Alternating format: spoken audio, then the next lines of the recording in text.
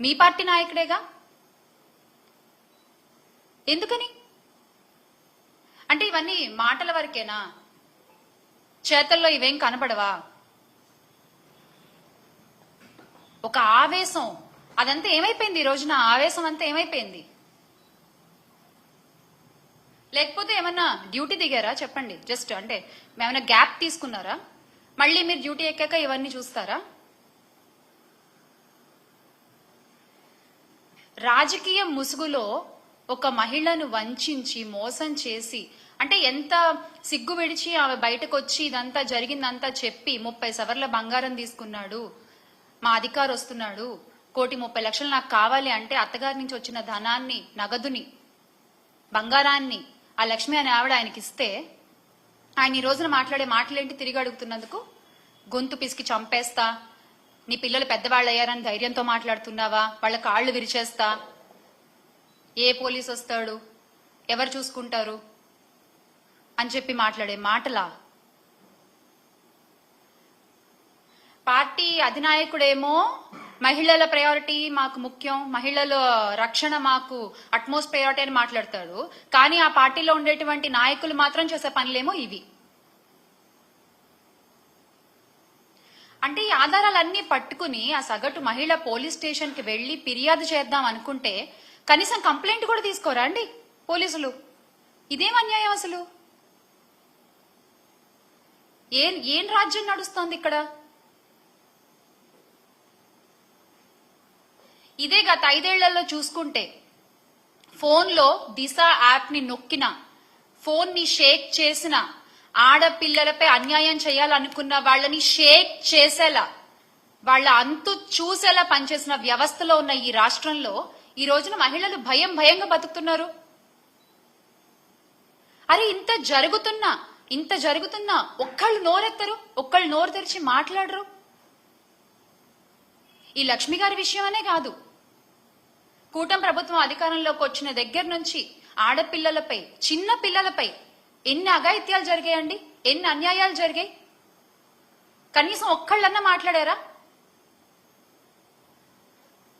మన రాష్ట్ర హోంమంత్రి అనిత గారు మాత్రం పేరుకి మాత్రం హోమ్ మినిస్టర్, ప్రచారాలకే పరిమితం అవుతున్నారు, ఆవిడ ప్రకటనలకే పరిమితం అవుతున్నారు. పోలీస్ వ్యవస్థ హోమ్ మినిస్టర్ చేతిలోనే కదా ఉంటుంది. ఎందుకు దాన్ని మీరు కట్టుదిట్టంగా చేయలేకపోతున్నారు?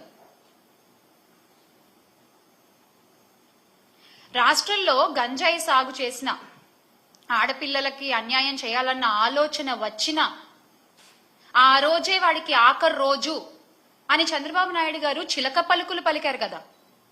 చంద్రబాబు నాయుడు గారు ఈ రోజున ఆడపిల్లలకు అన్యాయం చేసిన ప్రతి ఒక్కడు కాలర్ ఎగరేసుకుంటూ తిరుగుతున్నాడు బయట. ఇంకా చెప్పాలంటే ఆ ఆడపిల్లలకి అదే చివరి రోజు అయింది కొన్ని సందర్భాల్లో. దానికి మీరు ఇచ్చే సమాధానం ఏంటండి? దానికి మీరు ఇచ్చే సమాధానం ఏంటి?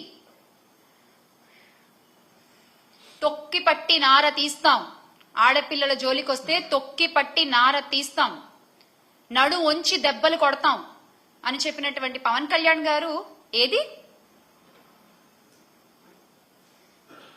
తొక్కలేదు, నారాలేదు. మహిళలకు అన్యాయం చేయడం ఒక రాయల్టీగా ఫీల్ అవుతున్నారు జనాలు. మహిళలకి అన్యాయం చేస్తే ఏం కాదులే అంటే వాళ్ళలో ఒక వణుకు, ఒక భయం అనేది తగ్గిపోయింది. ఎందువల్ల? ఒక కట్టుదిట్టమైన వ్యవస్థ లేకపోవడం వల్ల. గత 5 సంవత్సరాలు ఇలా లేదే. ఆడపిల్లల జోలికి రావాలంటే వణుకు పుట్టేది ఒళ్ళంతా. ఎందుకంటే వేగంగా శిక్ష పడుతుంది, వేగంగా పోలీసులు అక్కడికి చేరుకుంటారు, నేరస్తుడు తప్పించుకునే టైం కూడా ఉండేది కాదు. అంత ధైర్యంగా బతికిన మహిళలు ఈ రోజున కూటమి ప్రభుత్వంలో గుండెలు అరచెత్త పట్టుకుని బతుకుతున్నారు. అయినా ఇలా తప్పులు చేసే వాళ్ళందరికీ కూడా కూటమి ప్రభుత్వం మద్దతు పలుకుతూ ఉందంటే నాకు ఆశ్చర్యం వేస్తుంది ఒక్కసారి. మళ్ళీ కిరణ్ రాయల్ గారి విషయంలో అంటే ఆఘ మేఘాల మీద లక్ష్మి గారిని అరెస్ట్ చేయడానికి రాజస్థాన్ జైపూర్ నుంచి పోలీసులు వచ్చేశారు, అరెస్ట్ చేశారు, తీసుకెళ్లిపోయారు. మరీ గమ్మత్తుగా ఈ విషయాన్నైనా 3 రోజులు ముందే చెప్పారు.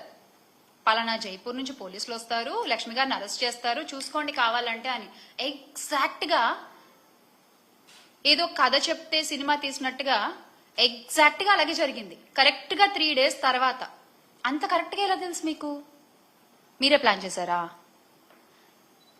మీరు చేసిన అన్యాయాలు బయట పెడుతున్నారని చెప్పి, మీకు ఎదురుగా ఒక మహిళ నిలబడి పోరాడుతోందని చెప్పి మీరే ప్లాన్ చేశారా?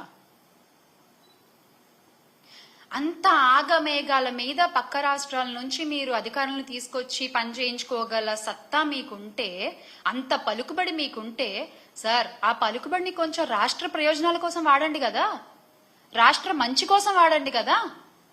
ఒక ఆడపిల్లకి అన్యాయం చేసిన వాడిని రక్షించడం కోసం మీరు ఆ పలుకుబడిని వాడేది. కూటమి నాయకులు ఒక ఆడపిల్లకి అన్యాయం చేసిన వాడిని రక్షించడానికి ఇంత పలుకుబడి వాడతారా? అదేదో రాష్ట్ర ప్రయోజనాల కోసం వాడి ఉంటే ఎంతో కొంత మంచి జరిగేది కదా రాష్ట్రానికి. అంతకంటే దారుణం ఏంటంటే, అన్యాయం జరిగిన బాధితురాల్ని ఆదుకోకపోగా, అండగా నిలబడకపోగా, అసలు ఆమెని ఒక తేరుకోలేని ఒక సిచ్యువేషన్ లో పెట్టడం, అరెస్ట్ చేసి జైల్లో వేసేస్తే అయిపోతుంది అంతే. ఇంకా వాళ్ళు నోరెత్తి మాట్లాడరు. విక్టిమ్ బ్లేమింగ్ అంటారు దీన్ని. ఇలా మీరు విక్టిమ్స్ ని బ్లేమ్ చేస్తూ ముందుకు పోతుంటారా? అంటే ఇది చూసి ఇంకొకళ్ళు ఎవరు బయటకు వచ్చి మాట్లాడరనా మీ ధైర్యం?